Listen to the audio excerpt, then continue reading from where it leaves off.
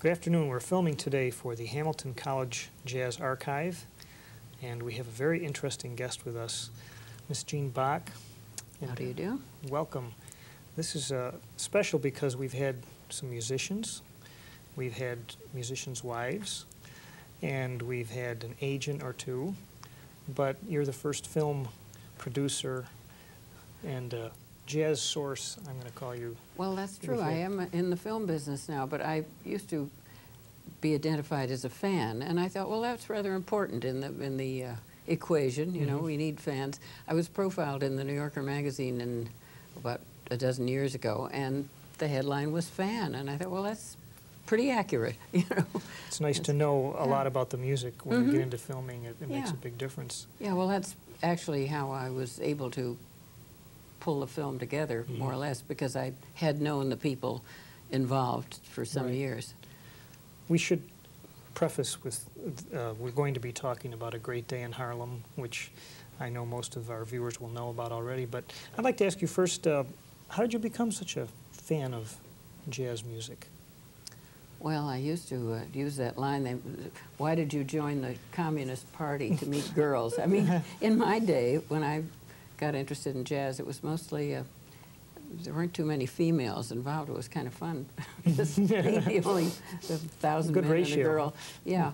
When I was still in prep school, Billie Holiday came to the Grand Terrace in Chicago, and some fellas took me out to see her.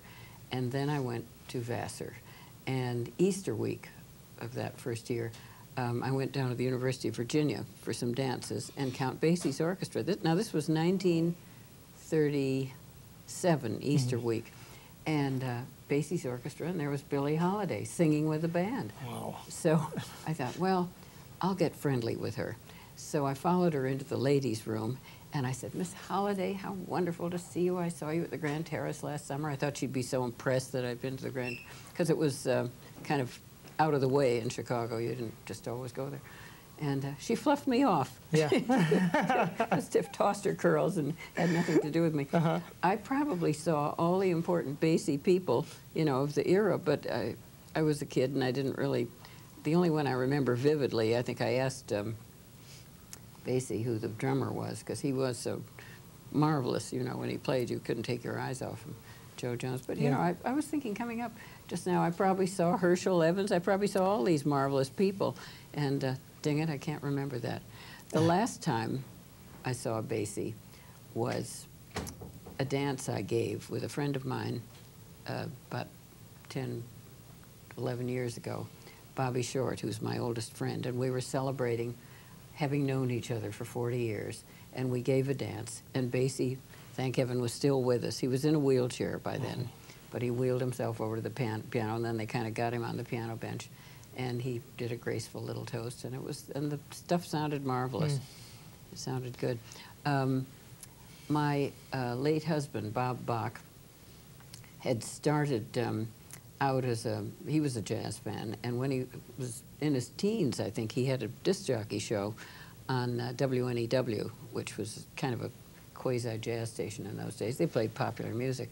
And he called the program Jive at 5, because it was 5 o'clock. So Sweets Edison, he was very friendly with the band. Every time he'd see Basie, he'd say CB, and then Basie would say double B, and they'd embrace and all that. And so Sweets wrote a tune for the program and called it Jive at 5. So they hear it around. I mean, it's still played. But the night of our dance, Basie got up the charts, you know, the parts, handed them out, and they played that. It was very sweet. That's marvelous. Yeah. So you saw the Basie band through all the years, many manifestations. Yes. Yeah. As a matter of fact, my first husband was a musician. Both my husbands are dead, so too bad. They can't correct anything I'm going to say that's a mistake. But he had been a jazz trumpet player inspired by Roy Eldridge in his later years, and he formed a little band, and it was a mixed band, and the tenor player was insane about Lester Young, and he called him, everybody called him the Vice Pres, Paul Quinichette. Oh, yeah. And yes. he started with Shorty Sharrock's little orchestra. So then he got, you know, his dream came true. He got to work with Basie, too. A lot of wonderful people went through that band. And for a short time, he had a small group, too. in the Yes, well, early that 50s. it was a heartbreak at first for him because I think Norman Granz, who was, you know, a genius about money, I think he thought that the small group would probably pay off better, and they eliminated Freddie Green, and Basie got apoplectic because that was his heartbeat, and so they finally rectified that. Well, this morning we had Bill Crow. Oh, did you? And in his book, he tells us a little story about shortly after that small group went out, that Freddie Green showed up at a gig and just set his stuff up and said, "You're not leaving me behind." Oh, that's how he, You know. yes. Oh, yeah. I well, gave you the best years of my life. absolutely. And there he stayed. Yeah, oh, well, Basie was insane about him. Yeah. Bob Bach played on their baseball team in Central Park. You know how bands had baseball teams in the old Tell days? us about that. Well, I wasn't there. It's before I came into Bob's life. But my favorite thing was he said Lester Young was the pitcher. I thought, this vague guy being the pitcher, My that must have been goodness. some game. When Shorty, my first husband, was with Tommy Dorsey, they had baseball games, and Harry James was this corny guy that took everything so seriously, and they came to play the Dorsey Band in Bernardsville at Tommy Dorsey's palatial estate. And they were kind of kidding around, the Dorsey Band, but Harry James's band were grimly serious. They had uniforms, and oh boy, you know, and our team was kidding around, and Ziggy Elman got up at bat, and he had this big cigar in the way, you know, and it discombobulated the pitcher.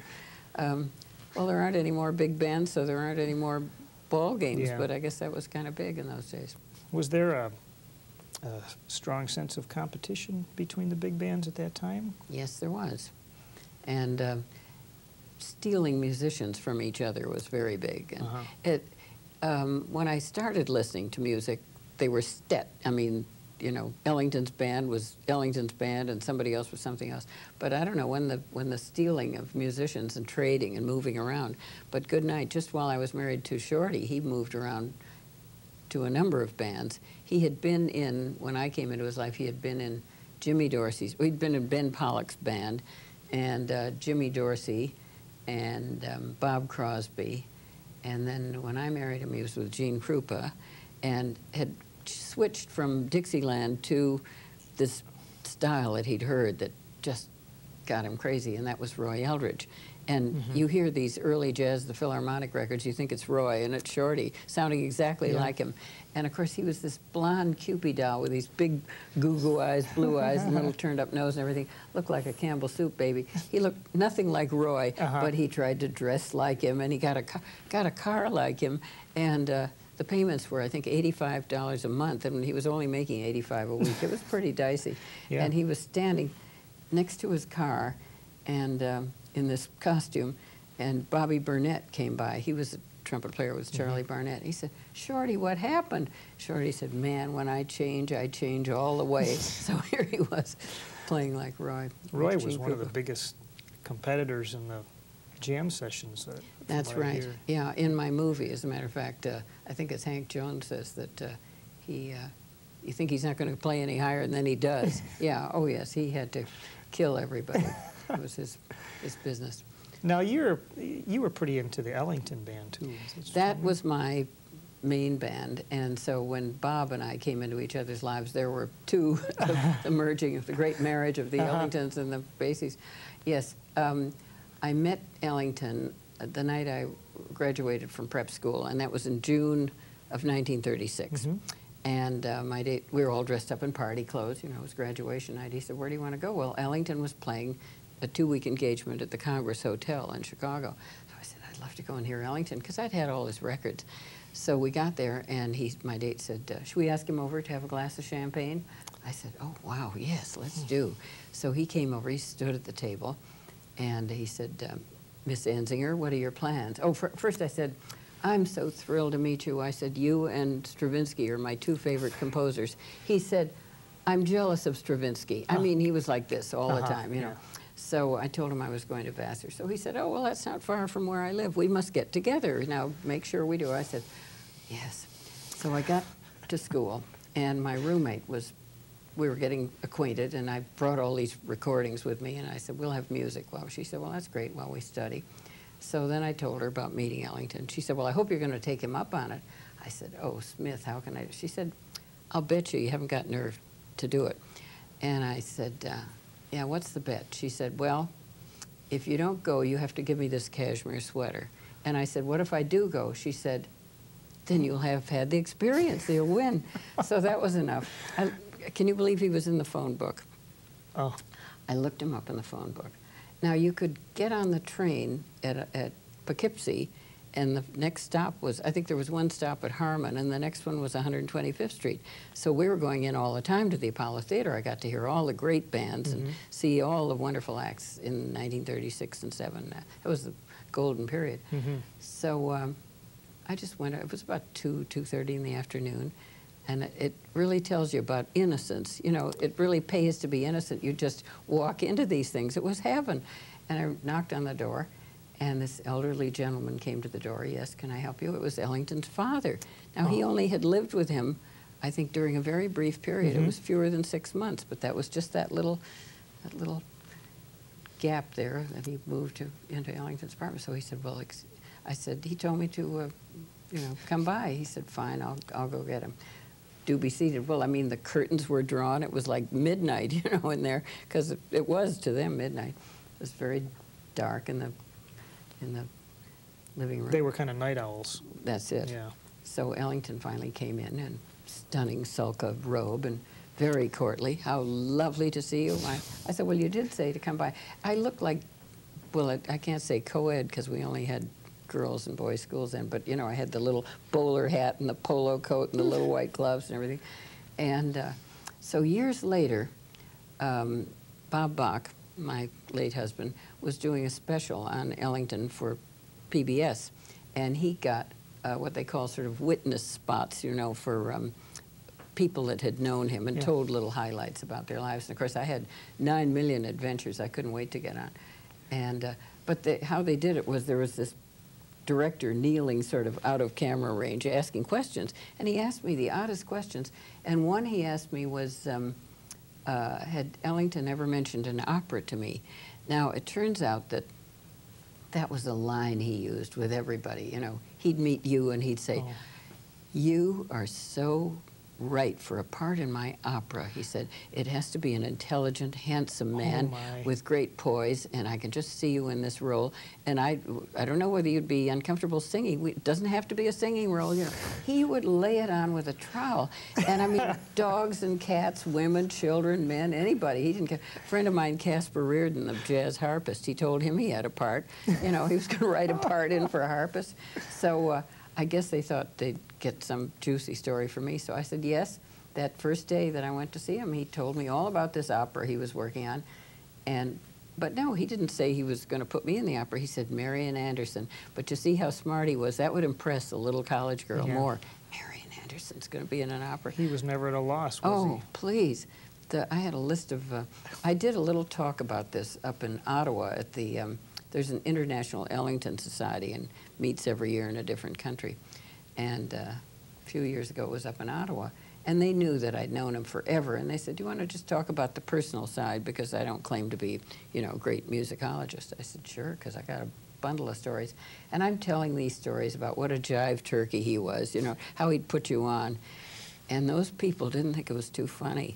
Because, see, he's sacred. It's like, they're like Moonies. And I mean, the fingernail clippings and the They didn't want to hear that side of him. No, it didn't go over too well. Yeah.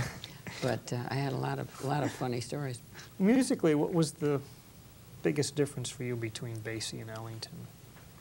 Well, Ellington got to my gut, you know, all those passion, romantic, beautiful things. And I was an only child, and I was home alone a lot. And boy, you know, you put the phonograph on, and it just, I think though, it's when certain things enter your realm, you know, your pores are open when you're developing a teenager. When you're 17, 18, you're very receptive, and you find that the reason Scott Fitzgerald had whatever obsession he had was, I guess he was, it was important to kind of do social climbing at a certain age in his life, and I think a lot of these consuming interests start up when you're in that very vulnerable period. You're sort of responding. So Ellington really got to me all during my teen years, all those recordings. And to this day, I have one ally, this fellow Bobby Short that I mentioned, because he's a little younger than I, but he was very precocious, and he listened to the same records I did. And boy, we take off and we sing them together, you know, all the parts, all the solos. And and Basie was just happy music and lively and a little more dance-oriented, perhaps? Absolutely. Yeah. Very swift and wonderful. Yeah, Ellington had more interesting colors, but... At that time, jazz was the popular music. Is that yes, right? you know, my first job, I was a society reporter in Chicago on first the tabloid, which is now known as the Sun-Times, and then the Hearst paper. And everybody in my age group was coming out, so there were debutante parties, and it was perfect for me because they all had wonderful bands. The first time I ever heard Ray Nance was covering a debut of a girl named Bird Littlefield in Chicago. She had a coming out party at the Blackstone Hotel. And I think there was sort of a balcony around the ballroom, and off of which were the ladies' cloakroom and different places. I was in there taking my gloves off, and I heard this sound coming up, and I went out, hung over the balcony. It was so beautiful. It was Ray Nance playing, he called it Kitty on Toast. It was a variation of Honeysuckle Rose. My gosh, it was the most gorgeous thing I'd ever heard. And there were big bands that played for Sheila Cudahy, had Duke Ellington's orchestra. That was about 1938, I think. And I was with a fellow called Dodge from, I guess, Grosse Pointe, Michigan. I guess he was a famous Dodge. I don't know, he was my date that night. And he said, it came midnight and they break, you know, and have breakfast. That was a big thing in those days, these balls you'd have, or some kind of midnight supper or something. He said, should we go up and sit with the band and have, they were sitting on the balcony. I said, yes, we will. So we went and sat there, and that's how I met my dream prince of all time that I've never gotten over, Lawrence Brown. And he was my favorite. And so I sat next to him and we talked. I did a memorial for him at St. Peter's Church here. And he died in California, but I thought I'd do it here because I had a lot of stuff on him. I had slides and photographs and a lot of details. And I said at the memorial that he always looked like Rudolph Valentino to me. And I said, if Rudolph Valentino could play the trombone, he'd probably sound like Lawrence. Yeah, he had a sound. Oh, it was so velvety. romantic. Yeah. So while I was doing all this, somebody showed up with a vase with roses and put it on the lectern or whatever you call it, the pulpit. I said, roses, this is like Rudolph Valentino. It was some woman's name signed to the roses. I have no idea who it was. And so that was that. Bobby Short, as a little boy, was a kiddie performer. And when he went out to California, he moved in with the, you know, little colored kids, or any kids on the road, I guess, had trouble finding accommodations. And he moved in with the family of Lawrence's brother, Harold Brown. And so he stole some pictures from me. So I have pictures of Lawrence at an early age. Yeah. You just started to touch on a subject that I find interesting, and that is the racial thing that was happening at that time with this music and the fans, and how did that kind of balance? Very heartbreaking in a way, but somehow, I mean, as you look back, it was terrible, but it was a given. And I was interviewed by somebody from the Black Entertainment Network. She came to my house, and she said, you don't look like a jazz groupie that would be following the band. Well, boy, I was. I was the first jazz groupie. I mean, I'd hear Ellington was playing in Rock Island, Illinois, and if I wasn't doing anything that day, I'd get on the train and just go hear the band. So I heard them quite a lot. They played at the Sherman Hotel for, was it a 4-week period or maybe a little longer? And Harry Lim, the jazz critic from Batavia, Java, by way of Holland, was living in Chicago at the time, and he and I went every night to hear Ellington. But then we would go out afterward, and you didn't go out in Midtown Chicago. You went to the South Side. there was a drugstore out there called the Ritz Drugstore, and they had something like 27 flavors of ice cream. So we'd all sit around, the whole band in Ellington, and we'd be dipping in each other's ice cream, very unsanitary. Ellington coined a word, seagulling, and he said that's what you do when you steal someone else's plate. And he said they had their own, as you know, private car. They had to travel that way because they couldn't stay in hotels. And I think they had their own diner, too. And he said at mealtime, the master seagull doesn't order anything for dinner. He just orders a service plate, and he just walks down the aisle and says, what do you have that goes good with my dinner? Helps himself. But Bobby tells me a lot that, you know, I guess it's like childbirth. You forget all the terrible stuff. I don't remember it. But Bobby said, don't you remember we had to meet in the stairwell and all that stuff? He said it was really kind of bad. But I remember a few moments of anxiety. Lee Wiley was living in the Rockefeller Apartments here, not far from where we are now. And it's kind of a Tony building. I don't know if they called it the Rockefeller Apartments, but it's across from the Museum of Modern Art. And she had invited the gang from Nick's to come over, and she suddenly said, oh, Zutty Singleton, they won't let him through the lobby. And I said, let me handle this. And my mother was sort of a grande dame, and she brooked no nonsense, as we say. And I suddenly became my mother, and I said, give me the doorman, please. And I said, what's his name? James. James, I said, this is Miss Wiley's apartment. She's expecting some guests. Will you see that they're ushered up right away? And make sure that Mr. Singleton comes. You'll recognize him. He's colored. Thank you very much. Goodbye. Because, you know, to have to go up the service elevator kind of breaks your spirit, and that happened all the time. I even, we've heard some, and I've read too about some places where the audience would be separated by a rope. Yes, and or worse, when we were in Denver, Shorty Sharrock and this mixed band,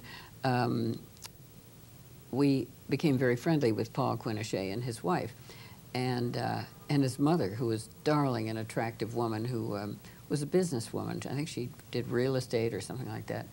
And so one night we were going to the movies, Paul and his wife, I think Juanita was her name, and Shorty and I.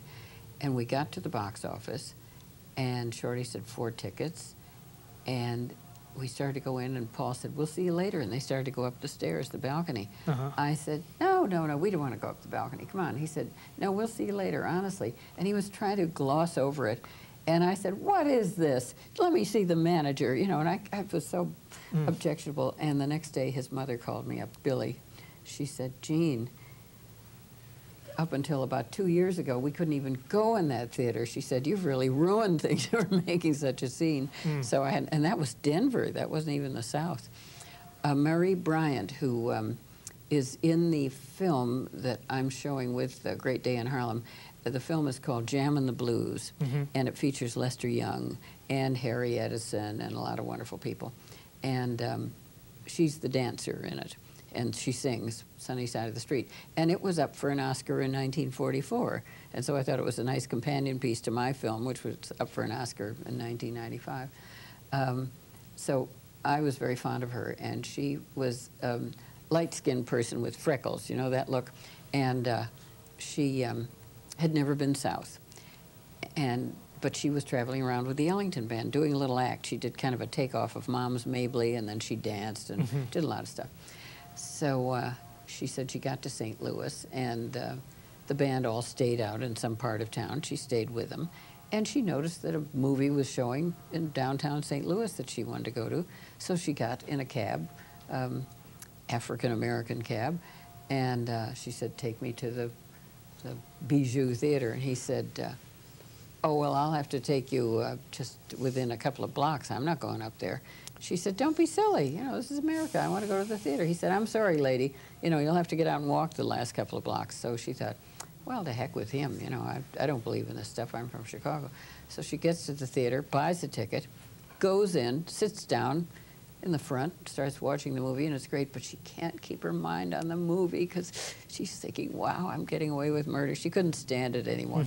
And she went back to the entrance and said to the head usher, excuse me.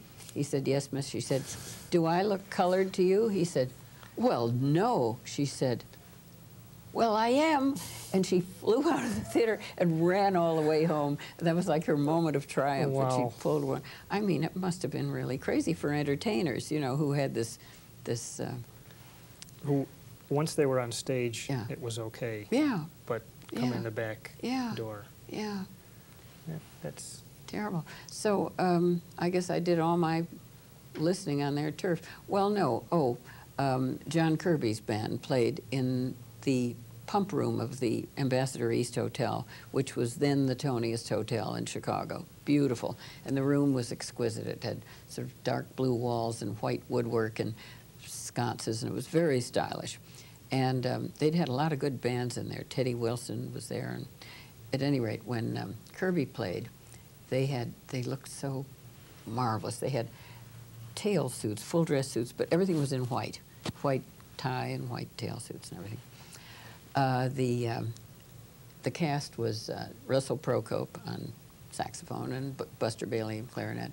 Billy Kyle was the piano player, and Charlie Shavers wrote the arrangements and played trumpet, and Kirby was the bassist. The drummer was a man named O'Neill Spencer, who also sang. So one day, somebody checked in the hotel. It had been in the papers. Her name was Edith Rogers Dahl, and her husband, Whitey Dahl, had been a flyer and was shot down by Franco. It was during the war in Spain, and was in prison. And so she had sent a picture of herself. She was some Tootsie with blonde hair, played the violin in vaudeville, sent a picture of herself to Franco, and that was all on all the papers. She was trying to get him out of prison. Meanwhile, O'Neill was apprehended on the stairs, I think coming from her room or going up to her room, and they said, "What are you doing?" And he said, "I'm Miss Dahl's arranger." And they roared with laughter. They said, "This man can't read music." I was quick thinking. Oh, So my. there was a lot of sneaking around the stairs, my. I guess, in those days. Very. Who were some of your favorite characters, players in the Basie groups over the years? Well, of course, Lester was my dream prince of all time, and Buck Clayton. I used to say to Harry Lim, "You like Buck Clayton?" He says, "Yeah." He said, "I always remember." John Hammond's line was, "Many times I have heard him, but always muted." So I thought he was married to Sing Si, but it seems, I think they were just live-in companions for a number of years. She was adorable. And she probably decided she wanted to get married, and so she took off with Billy Kyle. I said to Harry Lim, "What do you think Buck Clayton said?" He said he probably took his mute out at that point. I don't know. I was just crazy about that band. Well, there was a period in, I guess it was the 50s, when they were playing at Birdland, and it was just like, well, it was like going to church. I mean, you just went regularly, you know, you'd be marked absent if you weren't there. I was very friendly with Dorothy Kilgallen, who was on my husband's television show, What's My Line? So we were a foursome. We used to go there regularly, many times every week, just check in all the time. And of course, Joe Williams was our dream prince. Yeah. And that man has the most marvelous total recall. I wish, as I'm getting on in years, names are slipping away and dates and everything else, but he just, you can sit him down. I was walking along Central Park South one evening, and I ran into him, and he said, "I want to get some ice cream." And I said, "We're right at Rumpelmeyer's. Let's go in. I'll come with you. I'd like some." We went. We sat there. Must have sat there for a couple of hours over a Sunday, ice cream Sunday, because he was reminding me of all the places in Chicago, in the South Side, where everything was, who the owner was, who worked there. It was just so marvelous. And I've seen a video of a show like that in Los Angeles with Ernie Andrews, and he's in a car and he's driving along and he says, "Here's where Black Dot McGee's was, and here's where something else was." But you could do that with Joe. It would be heaven, just to show everything about Chicago. Now, he got his start in Chicago, He sure right? did, yeah. And when you saw him with Basie, that was the time when he had the hit Every Day. And the right? comeback I loved. Yeah. Oh, that was so marvelous. Yeah, he was sensational, and he still sounds good. I love it when singers retain their vigor and their vocal quality. It's just so thrilling. Yeah. Oh, that's great. How did you get into the radio production business? Let's see, what happened? Well, I needed a job, and my husband, Bob Bach, was producing What's My Line. He thought it up, little knowing it was going to take off and be a 27-year run. And that's how we became so friendly with Dorothy and Dick. So he came home one day and he said, gee, they're thinking of reviving Luncheon at Sardi's, which was a terrible program. And he said, Arlene said they came to her, Arlene Francis. And he said, she needs somebody to produce it. Do you want to do it? So I wasn't doing anything. I thought, well, that's fine. It was just shortly before that that I really was trying to think, what the heck would be a good job for me, considering my skills, such as they were, not much, and my information, which was considerable on a lot of subjects. I have wild curiosity about everything. And I was talking to somebody who advises you. You know, I said, here are the things. I thought that she'd just give me like when you get weighed and they hand you a ticket and say you will travel, you know, the little weighing machine. But before they could figure out what I should do, I got this job. And it was marvelous because I didn't do much about jazz. Arlene wasn't too musical, but I was interested in overthrowing the government at the time, so that was my platform. Arlene was willing to go along with anything. One day she said, you're my puppet. And I said, no, it was the other way around, I beg your pardon. She said, I'm your puppet. I said, well, Arlene, I mean, you know, it's your program if you object. She used to get sore because I kept handing her the same question all the time. Why do men like war? It's a dynamite question. When you're at a dinner party sometime, toss that out. People either get terribly defensive, they say, what do you mean? You know, we're a peace-loving nation. Or else they say, well, maybe he wants to get away from the old battle axe or something. You know, there's a lot of latitude there. Yeah. So anyway, because of my galloping curiosity about everything, and it was a great opportunity to meet all my favorites, you know, Bucky Fuller, I got very friendly with him, and political people. We were forever getting politicians on, and authors. Oh, what, and authors are great because at least they've got one subject digested, you know, and if you're lucky, they haven't forgotten it. Once in a while, somebody would come on whose book had been ghost-written, and they'd be absolutely at a loss, and that was kind of difficult. Yeah. But it worked pretty well. It's kind of a high-pressure situation every day. Yes, trying to come it up is. with something fresh, I would think. Absolutely. And the reading, of course, was a killer because Arlene never had time to do anything, so I did all the reading. And it got so toward the end that I would say to the publishers, because they knew that we sold books. We had the #1 rating on the air, and the station was easy to find right in the middle of the dial and the loudest station on the dial. And so they'd say, oh, Gene, this is right up your alley. This book is marvelous. It's an overview of something. I'd say, what's the magic number? If it was over 300 pages, I figure, I can't get this read in a night. You know, I did take a reading course. But, wow. Yeah, but not every day. Yeah. So, but I did have I had jazz people on. But, you know, a lot of jazz people were horrible guests. Ellington was the worst. And as well as I knew him, and I knew I'd be a better guest talking about him than he was sort of stilted and didn't give very much and laughed a lot. Everything was discounted with a laugh. Well, Arlene had the same problem. She'd have a question that she didn't quite believe in, like, why do men like war? And then she'd nullify it with going, like I'm really kidding. Right. So he did a lot of that. So I was out in Milwaukee with a bunch of Ellington fans, and one of them had taped this show. And they said, what was wrong with Arlene that day? I said, it wasn't only Arlene, it was Ellington. The two of them were jibing each other, and you didn't get anything. It was not one of his finer moments. Huh. It's interesting because he was so smooth and debonair in, but in person, but it didn't translate. He held information back, and he didn't tell the truth, you know. Yeah. When I was 18, I was a size 18. I was fat. I was awkward. I had no poise. Well, I still don't have too much poise, but I was really, it was terrible. And he said to me, because he knew he had me going, I believed everything he said. He said, you know, I'd like you to do something for me. Oh, by now I had a job on a newspaper. That was it. So he told everybody that Eleanor Roosevelt and I were his two favorite writers. I thought, gee, that's great. He likes my writing. So he said, I wish you'd write a lyric to Sophisticated Lady.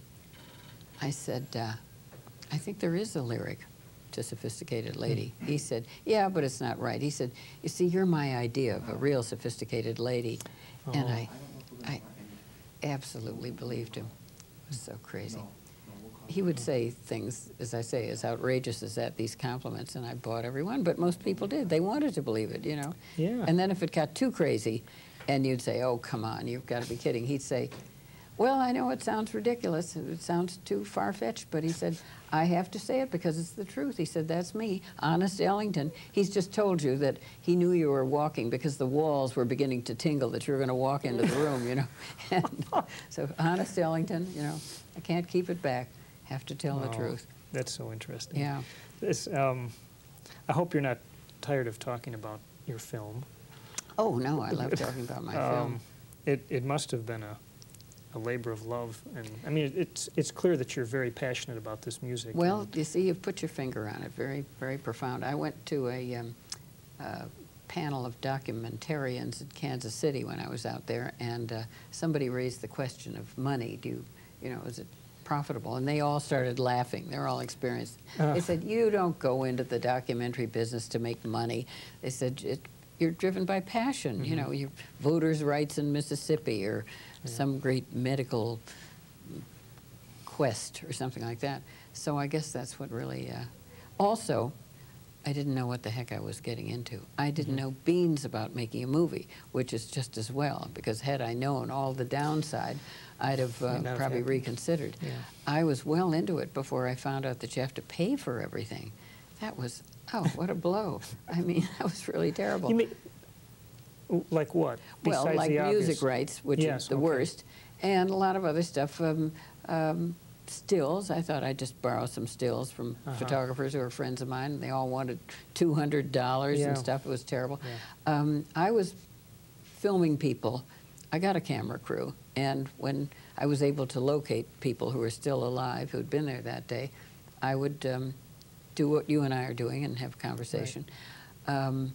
And I was well into it when Catherine Altman, who's married to Robert Altman, the great filmmaker, she's one of my best friends, and she said, Jean, I really think you could use some professional help.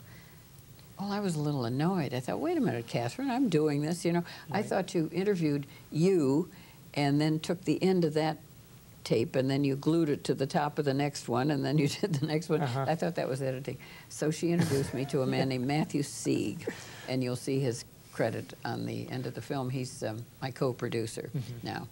And he knows jazz up one side and down the other, and he works for Altman, and he knows budgets and insurance and contracts and all that stuff.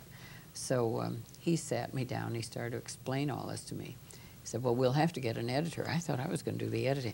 Boy, are we lucky I didn't do it. It would have been the worst. And she was brilliant. He got me the best editor in the world. And rent a studio, rent equipment, and so it became kind of a... Yes, we've been thinking about that same subject ourselves. It's a brute. But the worst is the music clearance. And there are 23 musical numbers in this movie. And there's something called the Most Favored Nations. And that means whichever publisher gets the most money gets matched by all the others. So we were going along trying to cut corners. Now, we had to clear for overseas, cable, regular television, theaters, festivals, all kinds of stuff.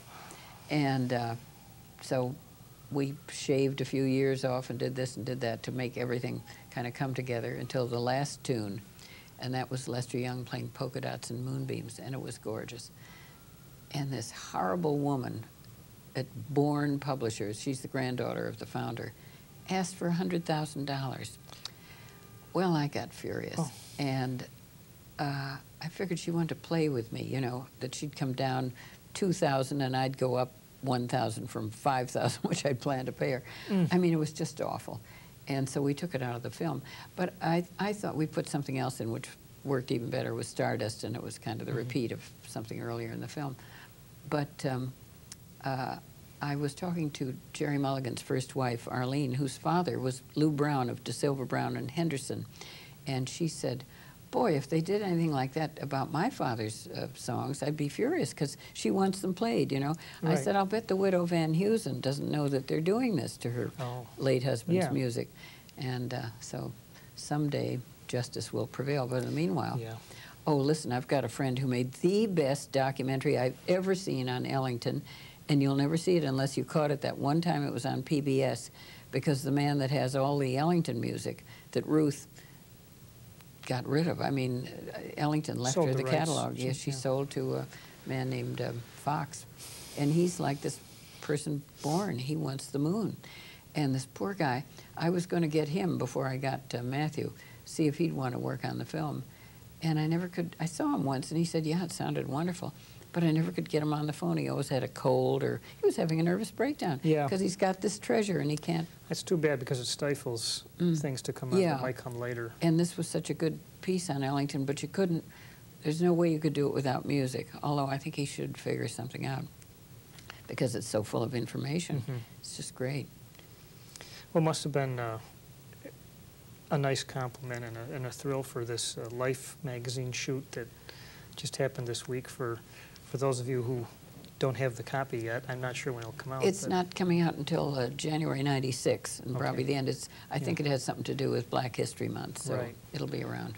Life magazine has restaged the photo and then done a new photo for 50 years from now, I guess. Well, who knows? Maybe not 50. I mean, already we're thinking of people that should have been added, and that it's going to happen. The poor guy who did it, he's been a basket case all summer long. He said first he wanted to line up all the people that were in the movie who are still alive, who are gettable, and the only one that escaped his grasp was Sonny Rollins, who's in Japan. He couldn't get out, but they flew in from Italy. They flew Jerry and Franca Mulligan in from Italy. They flew Chubby and his wife, Chubby Jackson and his wife, and Horace Silver in from California. Johnny Griffin came in from France. They flew him in, put him up. They flew in Art Farmer from Austria, Vienna, Austria. So it was a very elaborate thing. Then everybody posed on the steps, as you probably heard, of the brownstone where the original picture had been taken. And Gordon Parks took the picture. And it's very moth-eaten because there were just a handful of people left, including the little kid that was sitting next to Basie. Oh, it was really? so sweet. Yeah, he's How did now. they know? Well, I who he found was? him You because found him?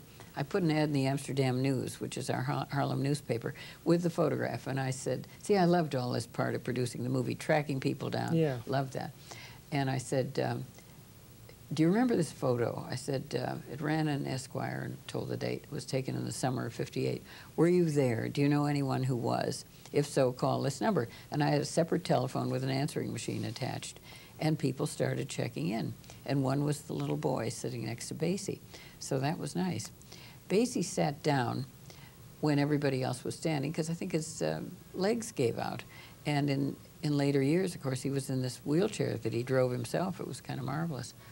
But the other person that decided to sit down was Willie the Lion Smith, and he's so big and pompous and arrogant, you know, and he was standing there with his man who was half his size. Lucky Roberts had his arm around him. And then in the last picture, he wanders off to the steps of the brownstone next door, just out of the frame, so he didn't get in the picture. And Esquire, he must have been kicking himself. Oh. Too bad. But Yeah. he's in the home movies that Mona Hinton shot that I've used in my movie. So you see him kind of standing sort of pompous and cute. There's two marvelous people for you, Milton. Can you believe that? Mona. He's America's sweetheart. I Yeah. mean, his feet never touch the ground.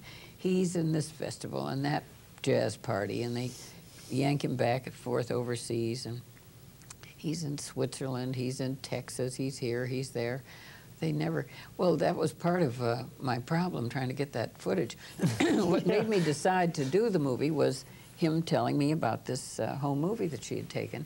So I just figured I better step on it because these people are dropping like flies. Lawrence Brown had just died that August, and Roy Eldridge had died the January before. So I thought I better get moving. So I started in without having seen the home movie.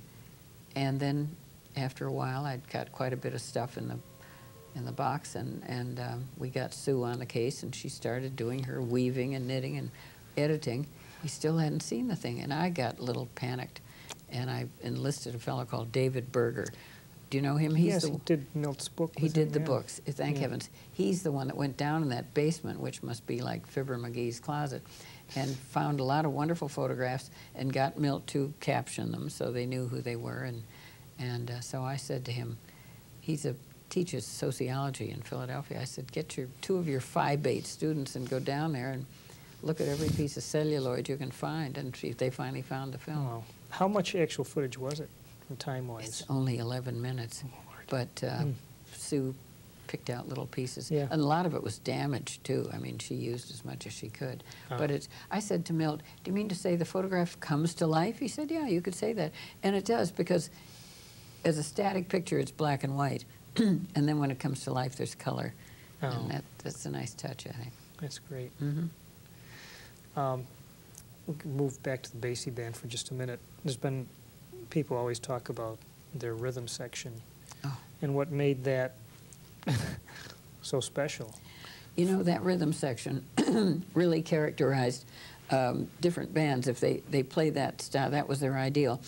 When Shorty Sharrock got his big band and got a date at Glen Island Casino, his rhythm section were Basie fans. As a matter of fact, Nat Pierce, you may have heard of him. He was a noted arranger and pianist. And before he died, they formed what do they call it, the Juggernaut Band in California. In fact, we talked to Frankie Capp. Oh, did you? In Los Angeles. Nat, I think this was his first professional job. Stanley Kaye, the drummer with Shorty Sharrock's orchestra, was in a record store in Boston buying some Basie records. And before he got it, they had little booths in those days. You went in a little glass enclosed booth, and there were individual machines. You could play records. So as he hadn't even put his records on the turntable, and he heard the very ones that he was buying from the next booth, he thought, I got to meet this guy. And he went in, and he said, you've got the same records I have. And the man said, oh, I do. Stanley said, are you a musician by any chance? He said, what's your instrument?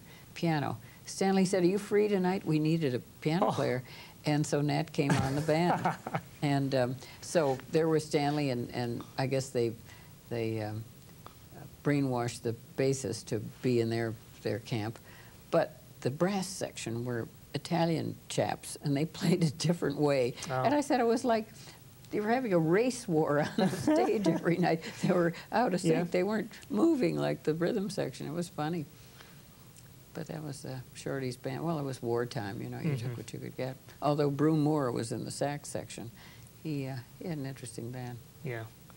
Do you still see the Basie Band in their present form? I think they're not they're getting away from it. And God knows the Ellington Band. I mean, they rarely, you know, they're way off someplace. They're not in the old dyed-in-the-wool fans. They want to hear that stuff. I'll tell you who plays like Basie is Diva, the all-girl band, if you've heard them, because Stanley Kaye is the founding father of that band, and he manages them, and I guess he writes little things that sound like Basie. He has a takeoff on Four Brothers. He calls it Three Sisters and a Cousin. And these saxophones get up. Yeah. The only thing about them, they're wonderful, and they sound like Basie, but they play too loud. Oh. And it's because they're females, I guess. They want to show they could do it. It's sweet. I like some of the musicians have talked about the fact that when they were playing back in the 30s and 40s, that the amplification was not an issue, really.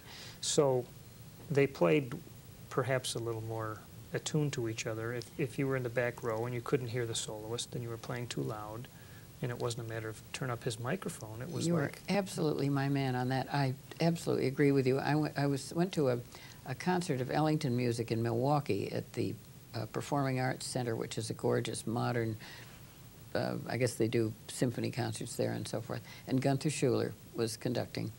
And just before the concert started, he walked around the stage and pulled out every plug. He said, we'll have none of this. And it was just wonderful.